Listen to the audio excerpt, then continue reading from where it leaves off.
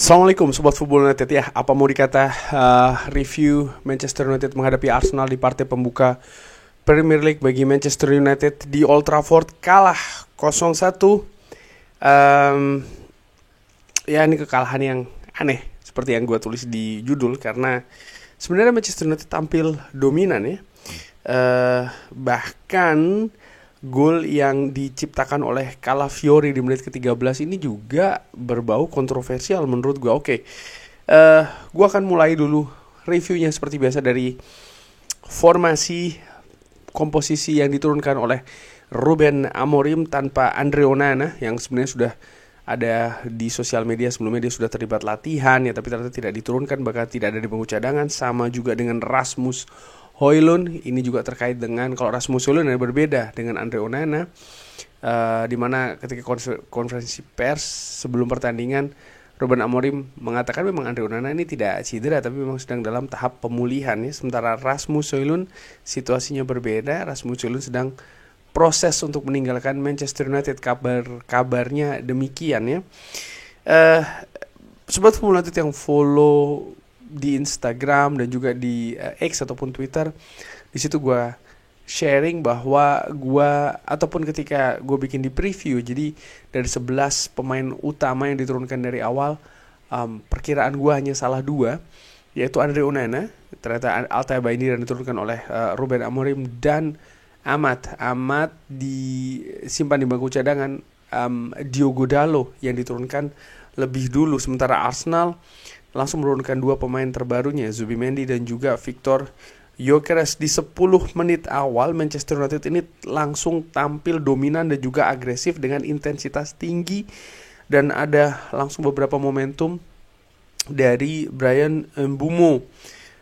Seperti gue katakan, Manchester United akhirnya ketinggalan duluan, ada corner, lalu ada dorongan pemain Arsenal ya, antara Gabriel atau Saliba. Sobat Football United bisa drop di kolom komen. Intinya ada pemain belakang dari Arsenal yang melakukan dorongan kepada Altay Bayindir. Bola jatuh di Calafiori dan ya dengan bebas menceploskan bola ke gawang Manchester United. Tapi menurut gue ini kontroversi ya, karena ada gangguan kepada penjaga gawang. Yang anehnya VAR tidak terlibat, tidak ada intervensi dari VAR atau sekedar dicek. Gue bukannya meminta perlindungan ataupun pembelaan dari wasit atau seperti apa, tapi seperti aturan seperti biasanya saja, karena banyak kejadian-kejadian sebelumnya seperti ini itu dianggap pelanggaran, tapi tidak dengan keadaan tadi. Dan setelah tertinggal, ternyata Manchester United ini terus mencoba hal yang sama seperti di 10 menit awal. Artinya mereka tampil agresif, intensitas tinggi, pergerakan sangat cair sekali. Mereka berusaha untuk menciptakan momentum dan juga peluang. Arsenal kesulitan untuk bisa mengembangkan permainannya, padahal mereka memiliki modal loh. Mereka unggul duluan 0-1 di babak pertama. Setelah habis ya, berakhir, gue merasa bahwa Manchester United ini tampil bagus gitu loh. Mereka nggak jelek, aliran bola oke. Intensitas agresivitas seperti gue katakan tadi tinggi. Mungkin kalau ada kekurangan adalah di lini depan, dimana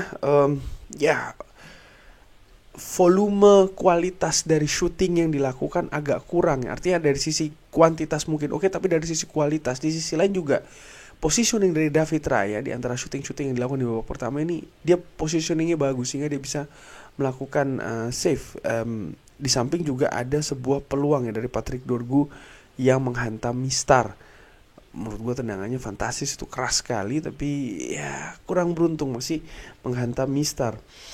Mbeumo sangat berbahaya di debutnya di Premier League bersama dengan Manchester United.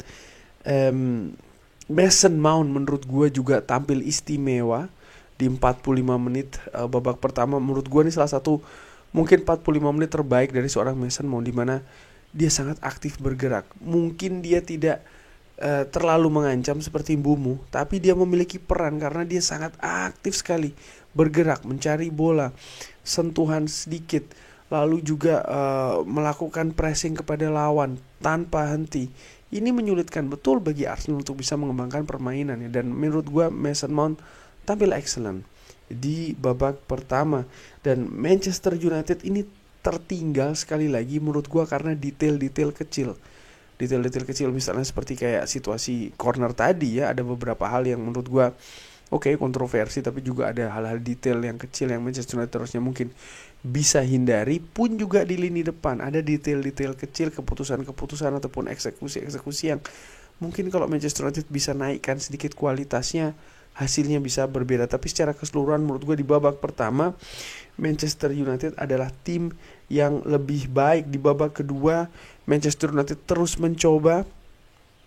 Benjamin Sesko yang dicadangkan ya, mungkin ada banyak perkiraan kalau Benjamin Sesko akan diturunkan duluan. Gue tulis di X kalau bukan Benjamin Sesko yang duluan akan diturunkan, tapi justru Ahmad. Dan ternyata betul, Ahmad yang diturunkan lebih dulu oleh Ruben Amorim menurut gue, karena ingin ada ofensif yang lebih tinggi lagi. Diogo Dalot menurut gue terlalu ragu-ragu ya untuk membantu serangan Manchester United. Mbeumo agak sedikit lebih dominan di sana dan diharapkan ada pelapis berupa Ahmad, dan ini yang dilakukan oleh Ruben Amorim. Babak kedua menurut gua Manchester United juga tetap dominan, mereka tetap agresif, mereka terus berusaha untuk menciptakan peluang dan juga momentum.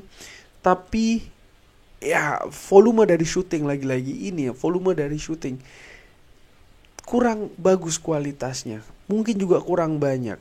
Ada banyak bola misalnya terbentur pemain lawan, sehingga ya ini juga berhubungan juga dengan kualitas ya dari shooting yang dilakukan oleh Manchester United, sehingga David Raya kurang begitu terancam. Ada heading juga dari Mbeumo ya, yang masih bisa di save, tapi selebihnya menurut gue kualitas dari finishing ini yang harus diperbaiki. Mungkin bisa ditambah juga dari volume kuantitasnya.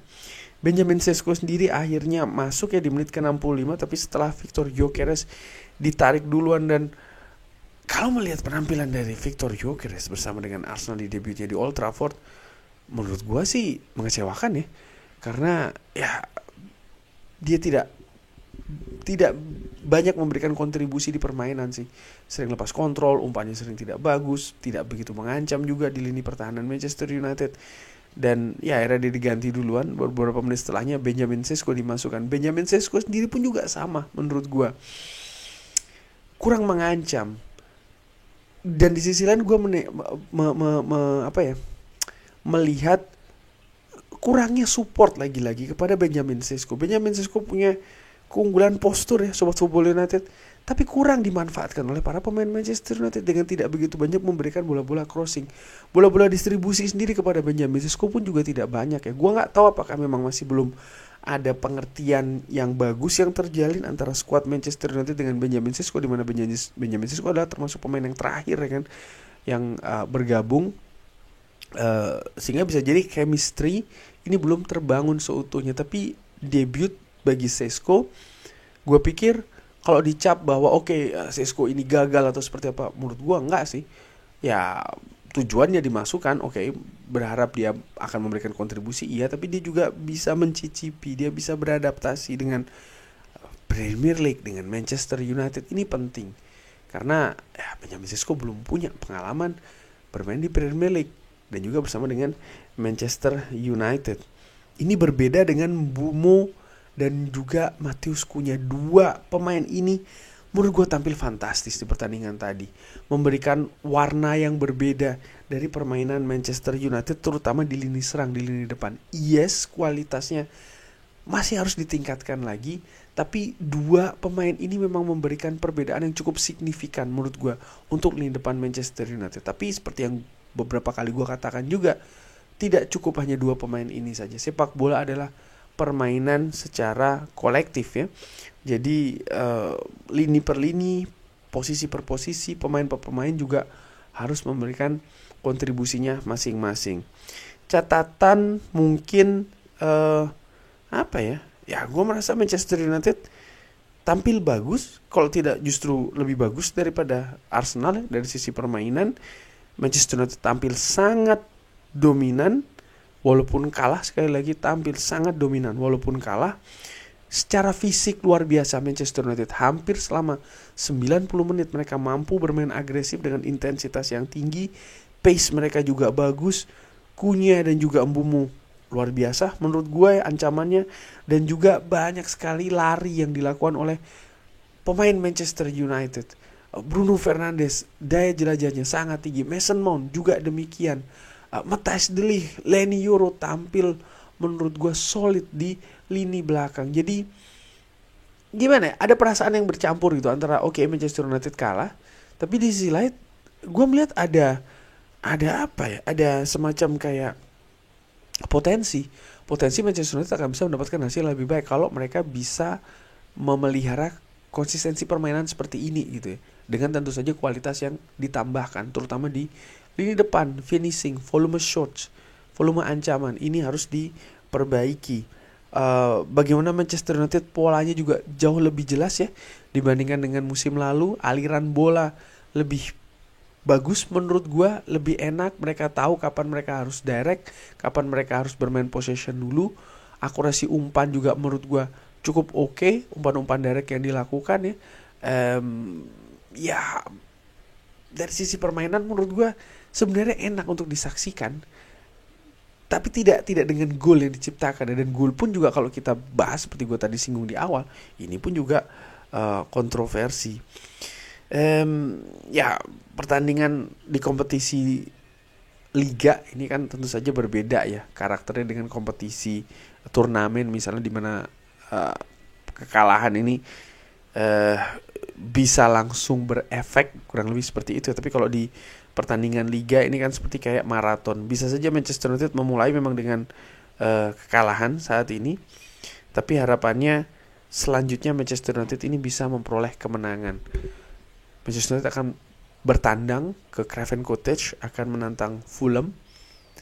Tapi ya sekali lagi sih, gue melihat ada potensi, dan ini membuat optimis di pertandingan pertama Manchester United. Semoga ini bisa bisa dipelihara, kurang lebih seperti itu, dan tentu saja harus juga ditingkatkan. Bagaimana menurut Sobat Football United? Seperti biasa silahkan drop di kolom komen. Terima kasih sudah menyaksikan. Jangan lupa like, sholat, dan juga subscribe. Wassalamualaikum warahmatullahi wabarakatuh. Thank you.